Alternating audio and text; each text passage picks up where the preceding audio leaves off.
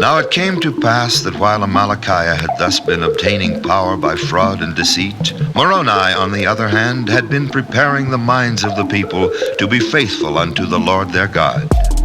Yea, he had been strengthening the armies of the Nephites, and erecting small forts or places of resort, throwing up banks of earth round about to enclose his armies, also building walls of stone to encircle them round about their cities and the borders of their lands, yea, all round about the land. And in their weakest fortifications he did place the greater number of men.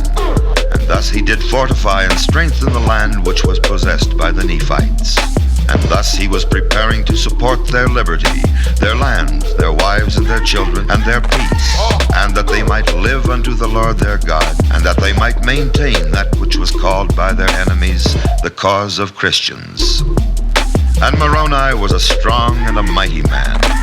He was a man of a perfect understanding, yea, a man that did not delight in bloodshed, a man whose soul did joy in the liberty and the freedom of his country and his brethren from bondage and slavery, yea, a man whose heart did swell with thanksgiving to his God for the many privileges and blessings which he bestowed upon his people, a man who did labor exceedingly for the welfare and safety of his people.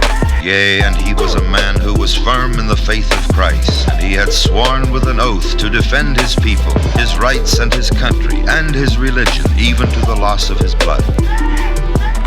Now the Nephites were taught to defend themselves against their enemies, even to the shedding of blood, if it were necessary. Yea, and they were also taught never to give an offense, yea, and never to raise the sword, except it were against an enemy, except it were to preserve their lives.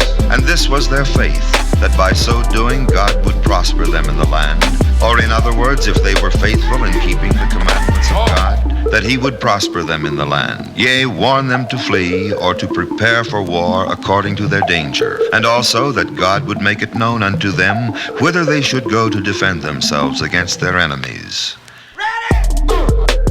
And by so doing, the Lord would deliver them. And this was the faith of Moroni. And his heart did glory in it, not in the shedding of blood, but in doing good, in preserving his people, yea, in keeping the commandments of God, yea, and resisting iniquity.